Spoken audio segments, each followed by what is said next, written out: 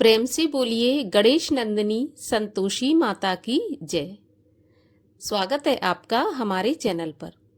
आज के इस वीडियो में आप सुनेंगे संतोषी माता व्रत की कथा, जो कि रिद्धि सिद्धि प्रदान करने वाला, सुख सौभाग्य प्रदान करने वाला है। हमारे चैनल पर सभी प्रकार की व्रत कथाएं सुनाई जाती हैं, तो सभी व्रत कथाएं सुनने के लिए और हमसे जुड़े रहने के लिए आपको केवल हमारे चैनल को सब्सक्राइब करके बेल आइकन पर प्रेस करना है और आज की ये कथा अच्छी लगे तो लाइक करके शेयर करना है। तो चलिए अब सुनते हैं शुक्रवार व्रत की कथा। एक बुढ़िया थी और उसके 7 पुत्र थे। 6 कमाने वाले थे और एक निकम्मा था। बुढ़िया माँ 6 पुत्रों की रसोई बनाती, भोजन कराती और पीछे से जो कुछ बचता तो 7वें पुत्र को दे देती थी। परंतु वह बड़ा भोला भाला था, मन में कुछ भी विचार नहीं करता था। एक दिन वह अपनी बहू से बोला, देखो मेरी माता का मुझ पर कितना प्यार है। वह बोली, क्यों नहीं, सबका झूठा बचा हुआ तुमको खिलाती है। वह बोला, भला ऐसा भी कहीं हो सकता है? मैं जब तक अपनी आंखों से नहीं देखूं तब तक नहीं मान सकता।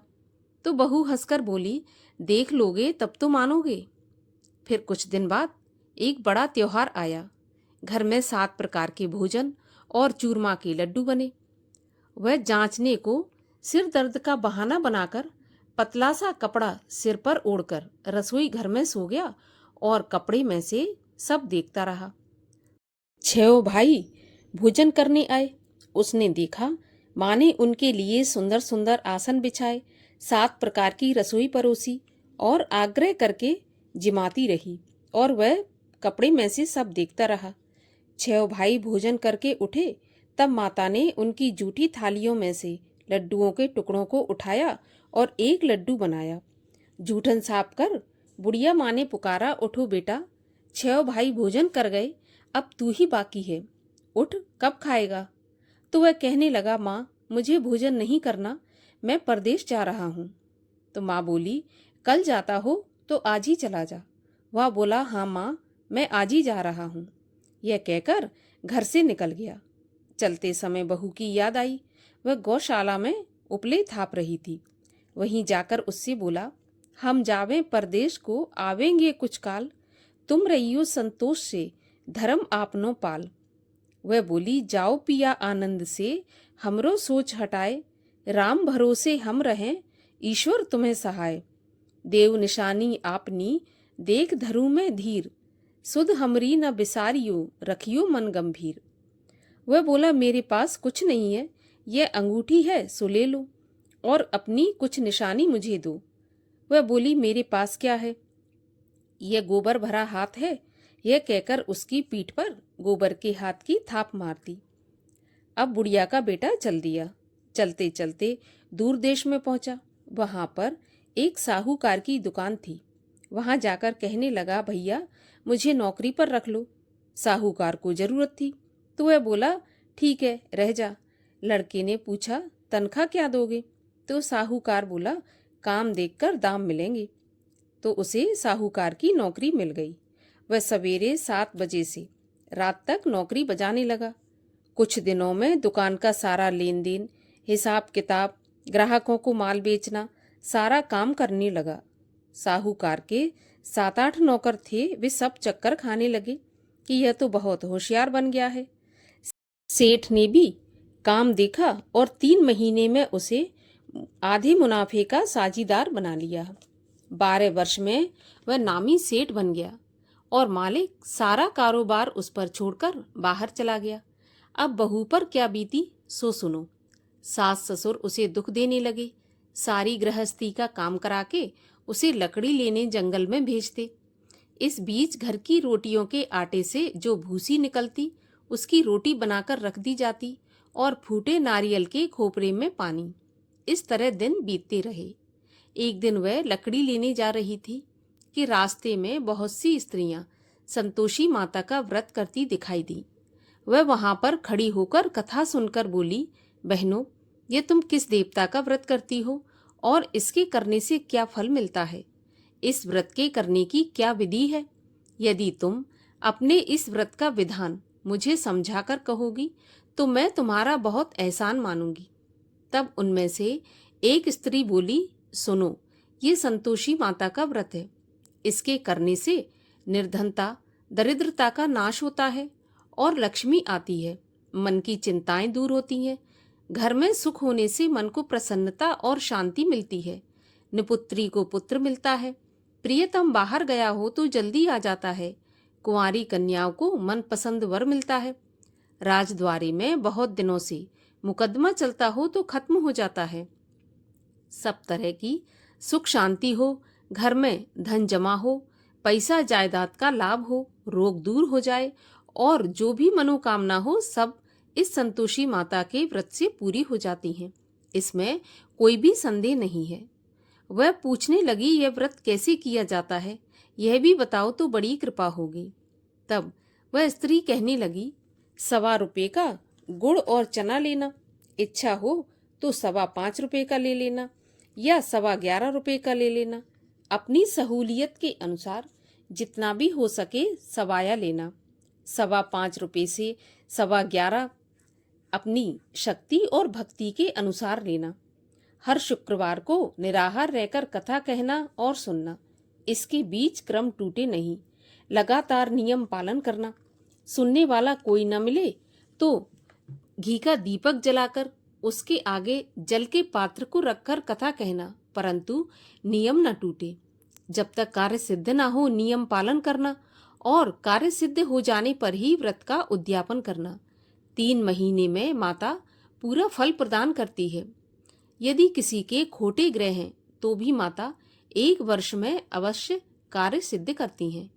कार्य सिद्ध होने पर ही उद्यापन करना चाहिए, बीच में नहीं करना चाहिए। उद्यापन में 2.5 सेर आटे का खाजा तथा इसी नाप से खीर तथा चने का साग करना। 8 लड़कों को भोजन कराना। जहां तक मिले देवर जेठ भाई बंधु कुटुंब के लड़के लेना, ना मिले तो रिश्तेदारों और पड़ोसियों के लड़के बुलाना, उन्हें भोजन कराना, यथाशक्ति दक्षिणा देकर माता का नियम पूरा करना। उस दिन घर में कोई खटाई न खाए, इस बात का ध्यान रखना। यह सुनकर बुढ़िया के लड़के की बहू चल दी। रास्ते में लकड़ी के बोझ को बेच दिया और उन पैसों से गुड़ चना लेकर माता के व्रत की तैयारी करके आगे चली और सामने मंदिर देखकर पूछने लगी, यह मंदिर किसका है? तब सब कहने लगे, ये संतोषी माता का मंदिर है। यह सुनकर माता के मंदिर में जा माता के चरणों में लौटने लगी। दीन होकर विनती करने लगी, हे माँ, मैं निपट मूर्ख हूँ, व्रत के नियम कुछ नहीं जानती, मैं बहुत दुखी हूँ। हे माता जगत जननी, मेरा दुख दूर कर, मैं तेरी शरण में हूँ। माता को दया आई। एक शुक्रवार बीता कि दूसरे शुक्रवार को ही इसके पति का पत्र आया और तीसरे को उसका भेजा हुआ पैसा भी आ पहुंचा। यह देखकर जेठानी मुंह सिकोड़ने लगी, इतने दिनों में इतना पैसा आया, इसमें क्या बड़ाई है? लड़के ताने देने लगे। काकी के पास अब पत्र आने लगा, रुपया आने लगा। अब तो काकी की खातिर बढ़ेगी, अब तो काकी बुलाने से भी नहीं बोलेगी। बेचारी सरलता से कहती, भैया पत्र आवे रुपया आवे तो हम सबके लिए अच्छा है। ऐसा कहकर आंखों में आंसू भरकर संतोषी माता के मंदिर में आ मातेश्वरी के चरणों में गिरकर रोने लगी। माँ, मैंने तुमसे पैसा नहीं मांगा, मुझे पैसे से क्या काम है? मुझे तो अपने सुहाग से काम है। मैं तो अपने स्वामी के दर्शन और सेवा मांगती हूँ। तब माता ने प्रसन्न होकर कहा, जा बेटी, तेरा स्वामी आएगा। यह सुन खुशी से बावली हो घर में जाकर काम करने लगी। अब संतोषी माँ विचार करने लगी कि इस भोली पुत्री से मैंने कह तो दिया कि तेरा पति आएगा, पर आएगा कहाँ से? वह तो इसे स्वप्न में भी याद नहीं करता, उसे याद दिलाने मुझे ही जाना पड़ेगा। इस तरह माता बुढ़िया के बेटे के पास जाकर स्वप्न में प्रकट होकर कहने लगी, साहूकार के बेटे, सोता है या जागता है? वह बोला, माता, सोता भी नहीं हूँ, जागता भी नहीं हूँ, बीच में ही हूँ, कहिए क्या आज्ञा है? माँ कहने लगी, तेरा घर बार कुछ है या नहीं? वह बोला, मेरा सब कुछ है माता, माँ बाप भाई बहन बहू, क्या कमी है? माँ बोली, भोले पुत्र, तेरी पत्नी घोर कष्ट उठा रही है। माँ बाप उसे दुख दे रहे हैं, वह तेरे लिए तरस रही है, तू उसकी सुध ले। वह बोला, हाँ माता, यह तो मुझे मालूम है, परंतु मैं जाऊं तो जाऊं कैसे? परदेश की बात है, लेन देन का कोई हिसाब नहीं है, जाने का कोई भी रास्ता नजर नहीं आता, कैसे चला जाऊं? माँ कहने लगी, मेरी बात मान, सवेरे नहा धोकर संतोषी माता का नाम ले, घी का दीपक जलाकर दंडवत करके दुकान पर जा बैठना। देखते देखते तेरा लेन देन सब चुक जाएगा, जमा माल बिक जाएगा, सांझ होते होते धन का ढेर लग जाएगा। वह सवेरे बहुत जल्दी उठकर स्नान करके संतोषी माता को दंडवत करके घी का दीपक जलाकर दुकान पर जा बैठा। थोड़ी देर में वह क्या देखता है, देने वाले रुपया लाए, लेने वाले हिसाब लेने लगे। कोठे में भरे सामानों के खरीदार नगद दाम में सौदा करने लगे। शाम तक धन का ढेर लग गया। माता का चमत्कार देखकर उसका मन प्रसन्न हो गया और माता का मन में नाम ले घर ले जाने के वास्ते गहना कपड़ा खरीदने लगा और वहां के काम से निपटकर घर को रवाना हुआ। वहां बहू बेचारी जंगल में लकड़ी लेने जाती, लौटते वक्त माँ के मंदिर पर विश्राम करती। वह तो उसका रोज रुकने का स्थान था। दूर से धूल उड़ती देख वह माता से पूछती है, हे माता, ये धूल कैसी उड़ रही है? तब माँ कहती है, पुत्री, तेरा पति आ रहा है, अब तू ऐसा कर, लकड़ियों के 3 बोझ बना ले, एक नदी के किनारे रख, दूसरा मेरे मंदिर पर और तीसरा अपने सिर पर रख ले। तेरे पति को लकड़ी का गट्ठा देखकर मोह पैदा होगा, वह वहां रुकेगा, नाश्ता पानी बना खाकर माँ से मिलने जाएगा। तब तू लकड़ियों का बोझ उठाकर घर जाना और बीच चौक में गट्ठा डालकर 3 आवाजें जोर से लगाना, लो सासू जी, लकड़ियों का गट्ठा लो, भूसे की रोटी दो, नारियल के खोपरे में पानी दो, आज कौन मेहमान आया है? माँ की बात सुनकर बहू बहुत अच्छा माताजी कहकर प्रसन्न हो लकड़ियों के 3 गट्ठे ले आई। एक नदी के तट पर, एक माता के मंदिर पर रखा। इतने में ही एक मुसाफिर आ पहुंचा। सूखी लकड़ी देख उसकी इच्छा हुई कि अब यहीं पर विश्राम करें और भोजन बना खाकर गांव जाएं। इस प्रकार भोजन बना विश्राम कर वह गांव को गया। सबसे प्रेम से मिला। उसी समय बहू सिर पर लकड़ी का गट्ठा लिए आती है। लकड़ी का भारी बोझ आंगन में डालकर जोर से 3 आवाजें देती है, लो सासू जी, लकड़ी का गट्ठा लो, भूसे की रोटी दो, नारियल के खोपरे में पानी दो, आज कौन मेहमान आया है? यह सुनकर सास बाहर आकर अपने दिए हुए कष्टों को भुलाते हुए कहती है, बहू, ऐसा क्यों कहती हो? तेरा पति ही तो आया है। आ बैठ, मीठा भात खा, भोजन कर, कपड़े गहने पहन। इतने में आवाज सुनकर उसका स्वामी बाहर आता है और अंगूठी देखकर व्याकुल होकर माँ से पूछता है, माँ, यह कौन है? माँ कहती है, बेटा, यह तेरी बहू है। आज 12 वर्ष हो गए जब से तू गया है, तब से सारे गांव में जानवर की तरह भटकती फिरती है। कामकाज घर का कुछ करती नहीं, 4 समय आकर खा जाती है और अब तुझे देखकर भूसे की रोटी और नारियल के खोपरे में पानी मांग रही है।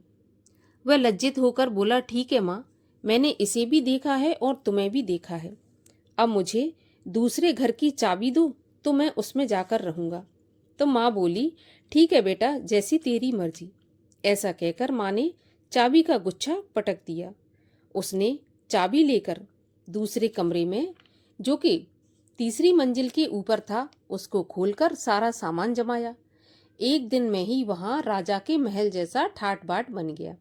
अब क्या था, वे दोनों पति पत्नी सुखपूर्वक रहने लगे। इतने में अगला शुक्रवार आया तो बहू ने अपने पति से कहा, मुझे माता का उद्यापन करना है। पति बोला, बहुत अच्छा, खुशी से करो। वह तुरंत ही उद्यापन की तैयारी करने लगी। जेठ के लड़कों को भोजन के लिए कहने गई। उसने मंजूर किया, परंतु पीछे जिठानी अपने बच्चों को सिखाती है, देखो, भोजन के समय सब लोग खटाई मांगना, जिससे उसका उद्यापन पूरा न हो। लड़के जीमने आए, खीर तो पेट भर कर खाई, परंतु याद आते ही कहने लगे, हमें कुछ खटाई खाने को दो, खीर खाना हमें नहीं भाता, देखकर अरुचि होती है। बहू कहने लगी, खटाई किसी को नहीं दी जाएगी, यह तो संतोषी माता का प्रसाद है। लड़के तुरंत उठकर खड़े हुए, बोले, पैसे लाओ। तो भोली बहू कुछ जानती नहीं थी, उन्हें पैसे दे दिए। लड़के उसी समय जाकर के इमली लेकर खाने लगे। यह देखकर बहू पर माताजी ने क्रोध किया। राजा के दूत उसके पति को पकड़कर ले गए। जेठ जेठानी मनमाने खोटे वचन कहने लगे। लूट लूट कर धन इकट्ठा करके लाया था, सो राजा के दूत पकड़कर ले गए। अब सब मालूम पड़ जाएगा जब जेल की हवा खाएगा। बहू से ऐसे वचन सहन नहीं हुए। रोती रोती माता के मंदिर में गई और बोली, माता तुमने ये क्या किया? हंसाकर अब क्यों रुलाने लगी? माता बोली, पुत्री तूने उद्यापन करके मेरा व्रत भंग किया है, इतनी जल्दी सभी बातें भुला दी। वह कहने लगी, माता भूली तो नहीं हूँ, ना ही कुछ अपराध किया है, मुझे तो लड़कों ने भूल में डाल दिया, मैंने भूल से उन्हें पैसे दे दिए, मुझे क्षमा कर दो माँ। माँ बोली, ऐसी भी कहीं भूल होती है? वह बोली, माँ मुझे माफ कर दो, मैं फिर से तुम्हारा उद्यापन करूंगी। तो माँ बोली, अब भूल मत करना। वह बोली, माता अब भूल नहीं होगी, अब बताओ मेरे पति कैसे आएंगे? तो माँ बोली, जा पुत्री, तेरा पति तुझे रास्ते में ही आता मिलेगा। वह घर को चली। रास्ते में पति आता मिला तो उसने पूछा कि तुम कहाँ गए थे? वह कहने लगा, इतना धन जो कमाया है उसका टैक्स राजा ने मांगा था, वही भरने गया था। वह प्रसन्न होकर बोली, भला हुआ, अब घर चलो। कुछ दिन बाद फिर शुक्रवार आया। वह बोली, मुझे माता का उद्यापन करना है। तो पति ने कहा, करो। फिर वह जेठ के लड़कों से भोजन को कहने गई। जेठानी ने एक दो बातें सुनाई और लड़कों को सिखा दिया कि तुम पहले ही खटाई मांगना। लड़के कहने लगे, हमें खीर खाना नहीं भाता, जी खराब होता है, कुछ खटाई खाने को दो। वह बोली, खटाई खाने को नहीं मिलेगी, खाना हो तो खाओ। वह ब्राह्मणों के लड़कों को लाकर भोजन कराने लगी। यथाशक्ति दक्षिणा की जगह उन्हें एक एक फल दिया। इससे संतोषी माता प्रसन्न हुई। माता की कृपा होते ही 9वें महीने उसको चंद्रमा के समान सुंदर पुत्र प्राप्त हुआ। पुत्र को लेकर प्रतिदिन माताजी के मंदिर में जाने लगी। एक दिन माँ ने सोचा, यह रोज मेरे मंदिर में आती है, क्यों ना मैं इसके घर चलूं, इसका आसरा देखूं तो सही। यह विचार कर माता भयानक रूप बनाकर, गुड़ और चने से सना मुख, ऊपर से सूंड के समान होंठ, उस पर मक्खियां भिनभिना रही थीं। दहलीज में पांव रखते ही उसकी सास चिल्लाई, देखो कोई चुड़ैल आ रही है, लड़कों इसे भगाओ, नहीं तो यह किसी को खा जाएगी। लड़के डरने लगे और चिल्लाकर खिड़की दरवाजे बंद करने लगे। छोटी बहू रोशनदान में से देख रही थी। प्रसन्नता से पगली होकर चिल्लाने लगी, आज मेरी माताजी मेरे घर आई हैं। यह कहकर बच्चे को दूध पिलाने से हटाती है। इतने में सास का क्रोध फूट पड़ा। बोली, देखो कैसी उतावली हुई, जो बच्चे को पटक दिया। इतने में माँ के प्रताप से जहाँ देखो वहाँ लड़के ही लड़के नजर आने लगे। वह बोली, माँ जी, मैं जिनका व्रत करती हूँ यह वही संतोषी माता है। इतना कहकर झट से सारे घर के किवाड़ खोल दिए। सबने माता के चरण पकड़ लिए और विनती करके कहने लगे, हे माता, हम मूर्ख हैं, हम अज्ञानी हैं, पापी हैं, आपके व्रत की विधि हम नहीं जानते। आपका व्रत भंग करके हमने बहुत बड़ा अपराध किया है। हे माता, आप हमारे अपराध को क्षमा करो। इस प्रकार माता प्रसन्न हुई। माता ने बहू को जैसा फल दिया वैसा सबको दें। जो यह कथा पढ़े या सुने उसका मनोरथ पूर्ण हो। बोलो संतोषी माता की जय। संतोषी माता की आरती। जय संतोषी माता मैया, जय संतोषी माता, अपने सेवक जन की सुख संपत्ति दाता, ओम जय संतोषी माता, सुंदर चीर सुनहरी, माँ धारण कीनो, हीरा पन्ना दम के, तन श्रृंगार लीनो। जय संतोषी माता, गेरू लाल छटा छवि, बदन कमल सोहे, मंद हसत करुणामयी, त्रिभुवन मन मोहे। जय संतोषी माता, स्वर्ण सिंहासन बैठी, चवर ढुरे प्यारे, धूप दीप मधुमेवा, भोग धरे न्यारे। जय संतोषी माता, गुड़ और चना परम प्रिय, ताम संतोष कियो, संतोषी कहलाई, भक्तन वैभव दियो।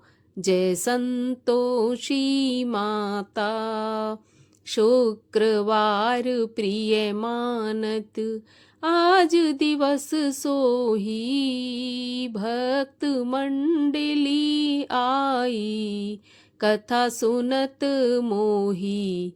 जय संतोषी माता, मंदिर जगमग ज्योति, मंगल ध्वनि छाई, विनय करें हम बालक, चरणन सिर नाई।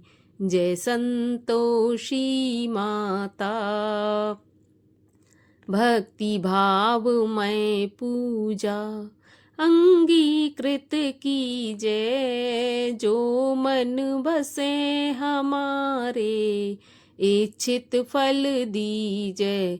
ओम जय संतोषी माता, दुखी दरिद्री रोगी, संकट मुक्त किए, बहुधन धान्य भरे घर, सुख सौभाग्य दिए।